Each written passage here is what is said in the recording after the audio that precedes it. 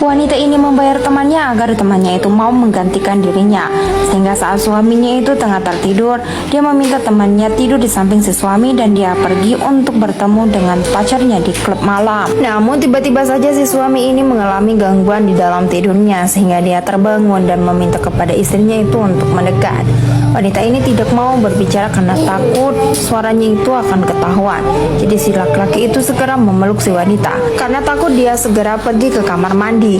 Dia pun tetap berada di sana sampai tertidur hingga temannya itu memberitahukan bahwa dia telah berada di rumah. Alhasil saat melihat laki-laki itu tertidur, wanita ini keluar dan menemui si temannya tersebut yang baru pulang. Pada malam itu wanita ini bercerita kepada si temannya tersebut bahwasanya partinya di malam itu begitu sangat hot dan mengasihkan, sehingga dia berencana untuk setiap malam akan keluar. Saat itu si suami ini bangun dan melihat si teman itu berada di sana. Lalu si istri ini mengatakan bahwa si wanita ini adalah wanita single.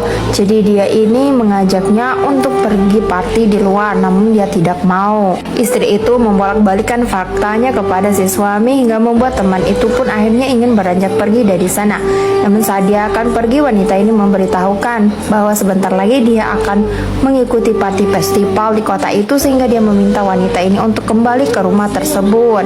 Dia mengatakan bahwa dia akan membayar wanita itu double jika si wanita itu mau. Akhirnya seperti yang dijanjikan, wanita ini betul-betul datang lagi ke rumah tersebut. Dia pun dibayar double oleh si wanita itu dan segera menggantikan tidur di samping si suami. Hingga suatu malam saat wanita ini melakukan hal yang sama, babysitter ini memanggilnya karena ada sesuatu hal yang sangat penting. Wanita ini terpaksa harus mengangkat telepon dari babysitter itu.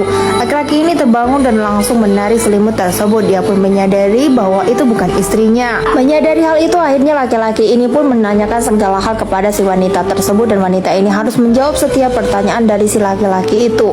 Maka laki-laki itu segera meminta kepada si wanita ini untuk pulang ke rumahnya, dan begitu wanita ini pulang, laki-laki itu mengirimkan pesan. Dia meminta kepada si wanita tersebut untuk segera menemuinya. Dengan penuh rasa penasaran, wanita itu pun